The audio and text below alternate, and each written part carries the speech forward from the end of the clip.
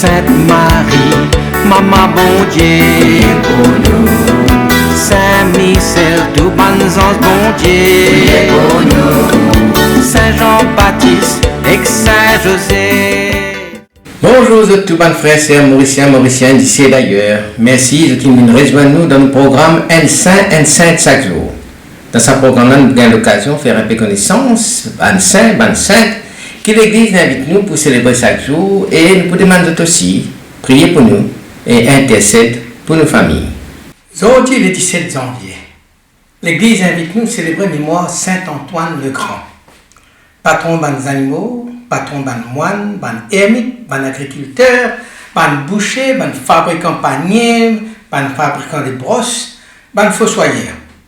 Traditionnellement, Saint Antoine le Grand est invoqué contre les maladies infectieuses, l'affection, les maladies de la peau, et qu'il s'appelle longtemps, sa maladie l'autre s'appelle ça le feu de Saint Antoine. Et nous profitons de l'occasion pour saluer Antoine, Antoinette. Un matin en hiver, dans une petite église en Égypte, un jeune homme, endeuillé. Il écoute l'évangile du jeune homme riche, raconté par Saint Matthieu, dans le chapitre 19, verset 21, que de dire, si tu veux être parfait, va, vends ce que tu possèdes, donne-les aux pauvres, puis viens et suis-moi. Antoine alors il comprend que ce mot-là, c'est comme si une parole qui finit adressée à lui-même. Et il levait, il a distribué ce bandit bien qu'il tient, et il confiait à sa sœur une communauté de vierges consacrées. Et est là, il y a dans les airs.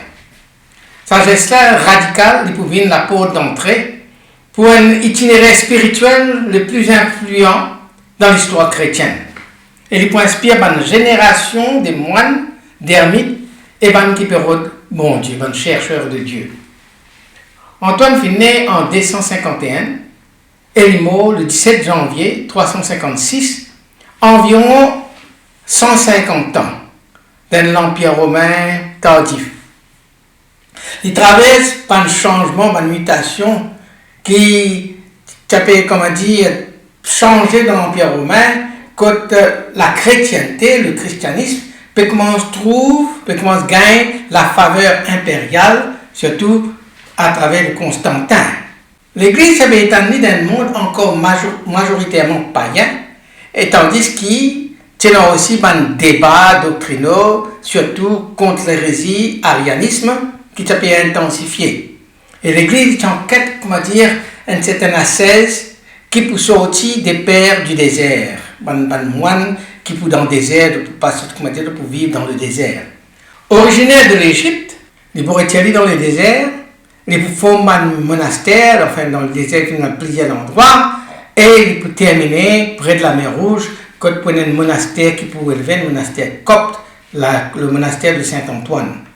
Antoine racontait qu'il trouve le piège de l'ennemi qui peut répandre dans le monde et n'a pas dans les autres passages pour combattre ça à part l'humilité. Ce solitude aussi, pas pour faire de cadeaux, parce qu'il peut sentir la fatigue, la lassitude, il peut être sous de l'imagination, pour avoir une tentation sensuelle, pour avoir l'attaque démoniaque qui peut venir au lit. Mais il apprend pour veiller et pour discerner, il vivre dans la prière, dans le jeûne, dans le travail de ses mains, il vivre dans l'hospitalité spirituelle envers les qui peuvent venir visiter. Finalement, sa réputation, il commence à répandre un peu, et puis bon, Bandimoun commence à redire. Et il est là, il a accepté pour lui conseiller Bandimoun, pour lui former des disciples, et pour contribuer pour structurer une communauté d'ermites qui s'appelle Anachorète autour d'un abbé. Là, ils aident la base pour un monastère, pour la vie monastique. Sur la vie, sur biographie dans un sens, qui est racontée par Athanase d'Alexandrie, ça pour ceux qu'il est en grec, en latin, et puis pour diffuser dans le monde monastique en Occident. Antoine pour quitter la richesse, pour quitter la sécurité, pour quitter la réputation, pour la vie de dépouillement et d'obéissance à l'esprit. Et dans une anecdote qui est racontée par Athanase d'Alexandrie, qui est un petit peu son biographe, elle lui montrait quelle manière Antoine était fait un philosophe, un petit peu grand penseur, comment dire, je dis gaga, une gaga. Parce que tandis qu'il y a un philosophe, je peux faire grand recherche pour une preuve de l'existence de Dieu, une preuve de l'existence de miracles. Antoine dit, il appelle guéri un possédé, juste en traçant le signe de la croix. Après, il rappelle que c'est le Christ qui agit, non pas lui, c'est pas lui qui agit. Et ce témoignage humble de puissant là, tu convertis beaucoup de curieux et tu fortifies beaucoup de qui t'es affaibli. Des paroles de l'évangile, frère, comme je disais, une marque sur la vie et une selle sur la route. D'abord, parole que je disais avant, c'est Jésus qui adresse l'homme riche, et là, il dépouille de tout pour être capable de suivre le Christ. Il vend tout pour être capable de suivre le Christ. Après, il y a une autre parole, une seconde parole, qui, ça aussi, fait faire Antoine, comme a dit, décider, prendre une décision pour lui suivre le Christ, pour abandonner tout. C'est dans Matthieu chapitre 6, verset 34. Quand Matthieu chapitre 6, verset 34 dit comme ça, pas besoin d'inquiéter pour le lendemain. Laisse le lendemain et inquiète-lui par lui-même. Et sa seconde parole-là, ne vous inquiétez pas du lendemain. C'est ça qui fait Antoine, il prend ce qui t'y restait, ce qui t'y conservait, il donne tout à ce cerf, et puis il prend sur la vie d'ermite. Sa double consentement-là, pour lui dépouiller là, à la providence, explique l'autorité intérieure qui peut marquer tout sur la vie. Dans le désert, Antoine vient, comment dire, un dieu de pèlerinage. Il y a une vérité pour un conseil, mais aussi pour une guérison, contre une maladie, contre une possession. Et puis, comme on dit, Athanas vient rapporter, il confronte un philosophe, comment dire, qui a un peu de doute, leur capacité d'être uni avec le Christ. L'étendard dit simplement, appelle le Christ, fait un signe de la croix, et une maladie commence à guérir. Et ça, tu impacte la foule. Tu impactes la foule parce que ce geste, tu manifestais la primauté de la foi, l'auban débat, l'auban grand discours. Et ça, tu as la foule qui, au-delà de la guérison, tu finis pour recevoir quelque chose pour votre propre la vie. À partir du XIe siècle, l'Europe médiévale s'est frappée par une maladie mystérieuse qui est appelée le feu sacré ou le feu de Saint-Antoine. Un symptôme-là est terrifiant. C'est une brûlure intense, c'est une gangrène de membres, c'est une convulsion, c'est une hallucination. Cette maladie-là, cette infection-là, qui est un historien associé à l'ergotisme, un empoisonnement par le seigle, tu peux, comment dire, contaminer tout le village et tu peux déchirer le village. Les malades, tu es rejeté par peur de contagion. Et là, tu peux tourner dans la misère. Face à ce drame-là, c'est une vénération qui a commencé autour des reliques de Saint-Antoine. Et ça, tu amène une espèce de mouvement vers ces reliques-là. Les laïcs, les prêtres. Ils fondent ce qu'ils appellent l'ordre hospitalier de Saint-Antoine, qu'ils appellent les Antonins. Et ça, ils reconnaissent officiellement en 1218. Notre mission, soigner les victimes du feu sacré avec certains symptômes au fin des autres là. Accueillir les pauvres et les pèlerins. Offrir une présence spirituelle et sacramentelle à les qui atteignent de cette maladie-là. Les Antonins créent plus de 300 hôpitaux en Europe, en Allemagne, l'Italie, l'Espagne. Donc, ils développent une technique médicale avancée pour l'époque. Par exemple, un bain, un régime alimentaire, un soin qu'ils ont donné à une plaie. Donc, ils introduire la règle de vie communautaire centrée sur la prière et le service des malades. Dans un monde saturé du bruit, Antoine rappelle-nous la force de la solitude qui habitait, quand nous apprenons le discernement. Antoine vous dit, attends-toi à une tentation jusqu'à dernier souffle. Non pas pour vivre dans la peur, mais pour, te développer, pour te raffiner ton attention à Dieu, maîtrise ton cœur et te servir le prochain. Alors, tentation pour non, jusqu'à dernier souffle, te pour tenter. Mais ça, ne pas vivre dans la peur, mais nous vivre en union avec bon Dieu, et ça aide-nous pour vraiment maîtriser nos cœurs et servir bon Dieu à travers nos pauvres, à travers nos prochains.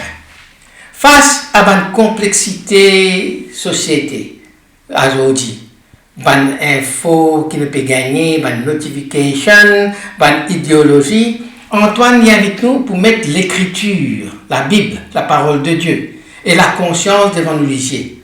Pour rester toujours dans la fidélité. Et pour choisir un vertu qui pour amène la patience, la liberté intérieure, l'humilité, la charité. Sur le plan social et sanitaire, l'héritage d'Antonin, je peux causer en nous. Je peux causer en nous d'une charité intelligente. Je peux causer en nous des soins concrets et organisés qui nous bien énormes pour les plus vulnérables.